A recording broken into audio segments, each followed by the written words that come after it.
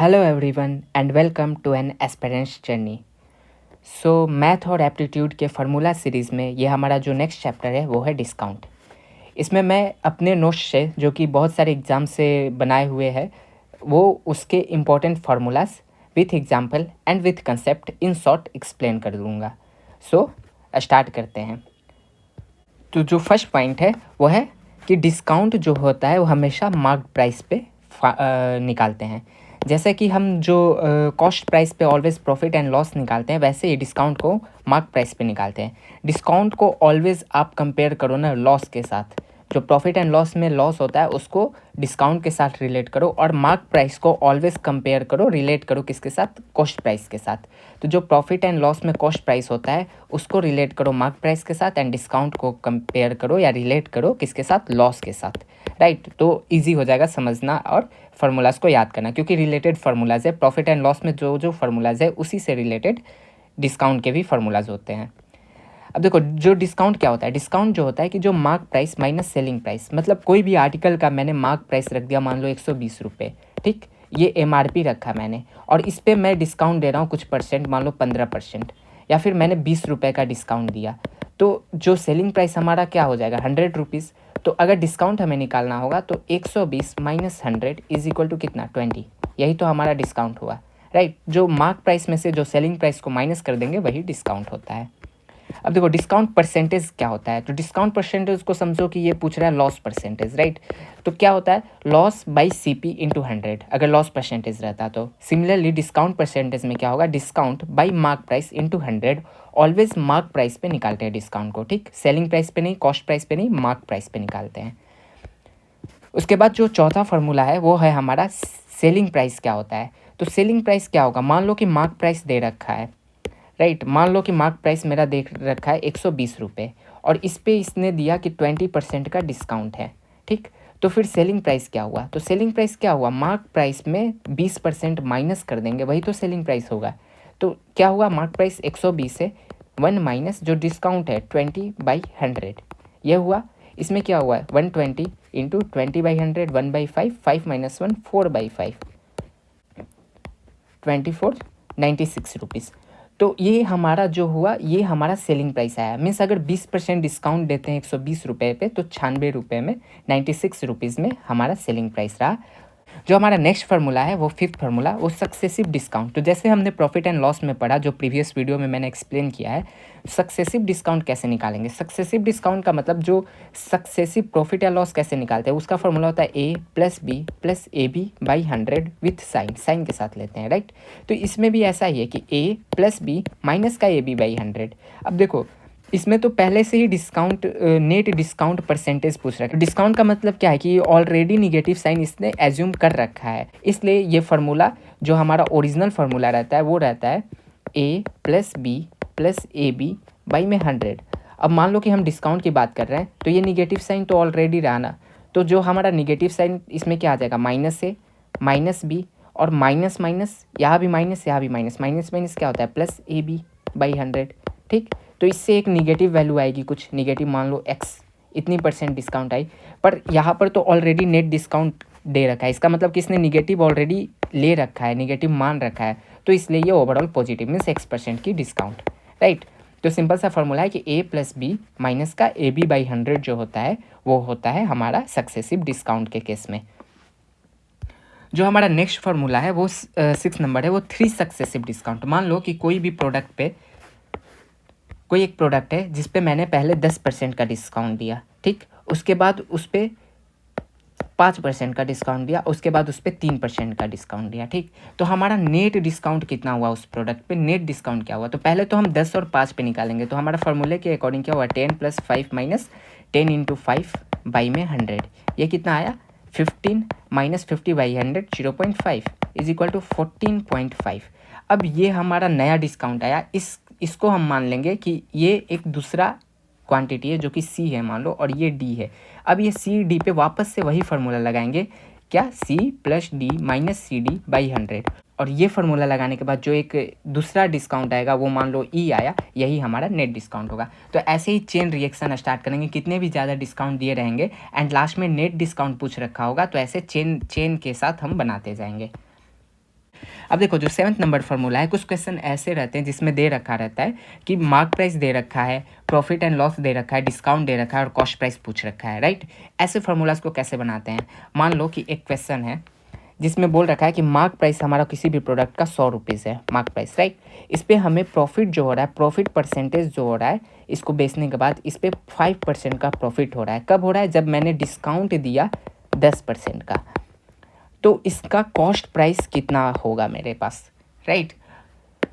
तो अगर 100 रुपये के मार्क प्राइस पे 10% डिस्काउंट देने के बाद भी 5% का प्रॉफिट हो रहा है, तो मेरा कॉस्ट प्राइस कितना हुआ, इसको निकालेंगे कैसे। तो इसको डायरेक्टली आप फार्मूला के साथ निकाल सकते हो। तो MP/CP का रेशियो होता है 100 प्लस माइनस प्रॉफिट या लॉस डिवाइडेड बाई 100 माइनस का डिस्काउंट। ऑलवेज याद रखो डिस्काउंट हमेशा नीचे में रखते हैं और जो भी प्रॉफिट लॉस रहा उसको प्लस माइनस साइन के साथ ऊपर में रखेंगे। तो ये हमारा कितना हुआ, ये हमारा है 100 प्लस माइनस मीन्स प्रॉफिट तो 5% का है ना, तो 105 हो गया ये, डिवाइड बाई 100 माइनस 10 कितना होता है 90, एंड मार्क प्राइस कितना दे रखा है 100 रुपीज़ बाई में CP। जब ये पता है तो CP डायरेक्ट आ जाएगा ना, 90 इंटू 100 बाई में 105, ये रहा हमारा कॉस्ट प्राइस। तो ऐसे डायरेक्टली हम कॉस्ट प्राइस पे पहुंच सकते हैं। नेक्स्ट जो हमारा फार्मूला है वो है 8 नंबर।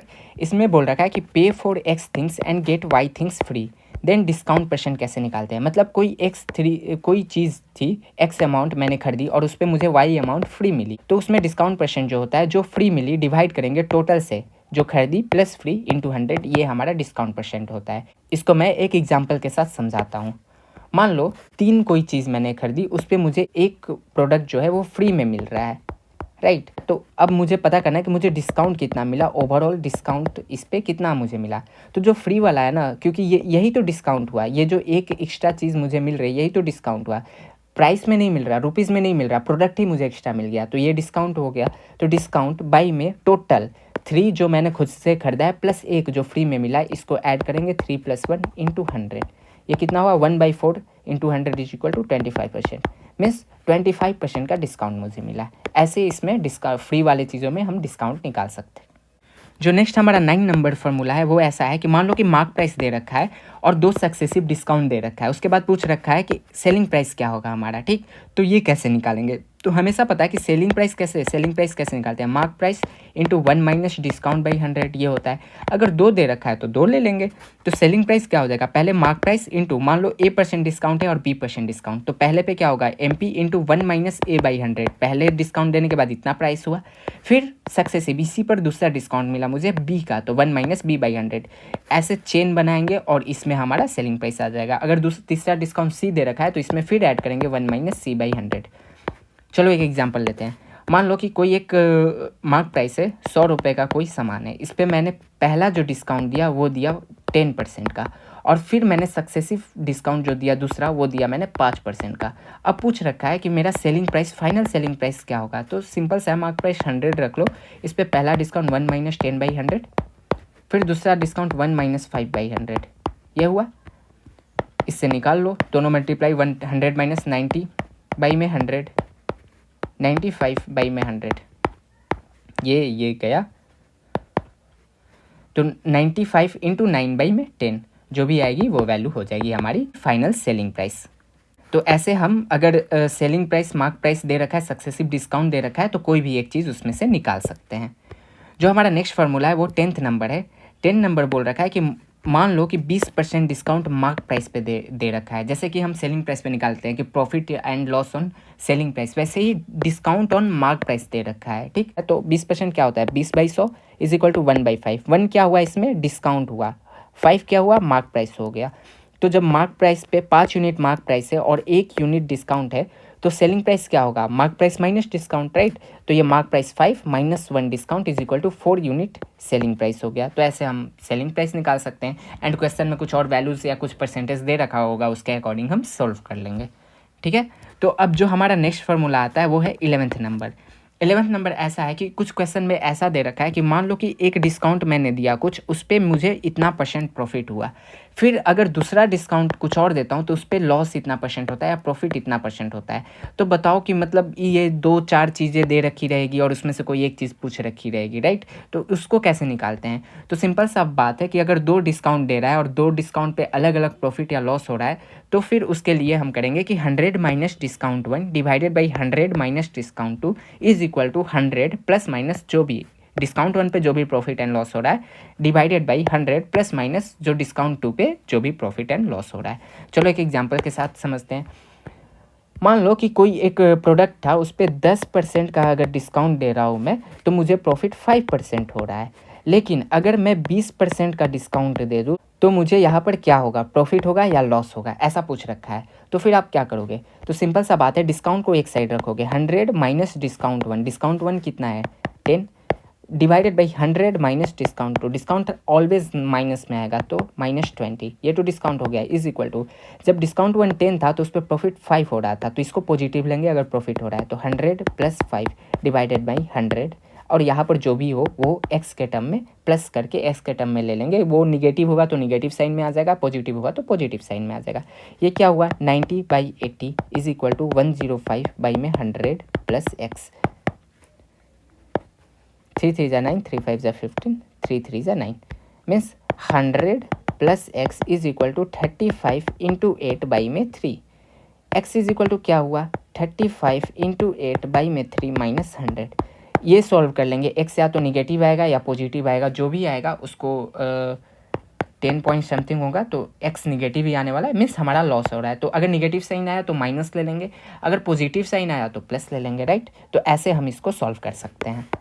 जो हमारा नेक्स्ट फार्मूला है वो 12 नंबर है। कुछ क्वेश्चन ऐसे दे रखे हैं कि मान लो कि if bankers discount on A bill due for x month at the rate R% per annum is ₹A, means bankers discount वाले जो क्वेश्चन आते हैं कि बैंकर ने कुछ डिस्काउंट दिया, इनिशियल एक्स मंथ ड्यू था, R% पर एनम था, तो उसका बैंकर डिस्काउंट ये था। तो फिर हमारा ट्रू डिस्काउंट या पेनल्टी क्या होगा? तो उसमें क्या करते हैं, so true discount will be equal to a initial discount divided by 100 plus rate %, जिस रेट का वो डिस्काउंट दे रहा है, into time period. Time period always annual लेंगे, अगर मंथ में दे रखा है 6 मंथ तो डिवाइड कर लेंगे उसको 12 से, मीन्स जो भी रहेगा उसको एनुअली पर ईयर लेंगे, एंड इंटू 100, ये होगा ट्रू डिस्काउंट। चलो इसको एक एग्जाम्पल से समझ लेते हैं। मान लो कि एक बिल पर जो बैंकर का डिस्काउंट था उसने ₹2000 का डिस्काउंट दे रखा है, ठीक? वो डिस्काउंट कितने टाइम के लिए था? वो डिस्काउंट था टाइम पीरियड 2 साल के लिए, और रेट कितना था, मान लो 10% पर एनम। अब इसमें वो पूछ रखा है कि ट्रू डिस्काउंट क्या हुआ, ट्रू डिस्काउंट हम कितना लेंगे, राइट? तो ये इसके लिए फार्मूला हमारा है कि जो इनिशियल डिस्काउंट दे रखा है 2000 डिवाइडेड बाई जो हमारा 100 है उसको लेंगे, प्लस जो रेट है, rate into time period in annum, तो यहाँ पर तो ईयर में ऑलरेडी दे रखा है, इनटू टाइम पीरियड 2, और टोटल में 100 का मल्टीप्लिकेशन, ये हमारा ट्रू डिस्काउंट होगा। तो ये क्या हो जाएगा, 2000 डिवाइडेड बाई 120, ये टोटल 120 हो जाएगा। ये गया, ये गया, ये 6, ये 100, ये 3, ये 50, मीन्स 5000 बाई में 3, ऐसा। तो ये हमारा हुआ ट्रू डिस्काउंट। तो ऐसे हम बैंकर्स डिस्काउंट को निकाल सकते हैं डायरेक्ट फार्मूला से।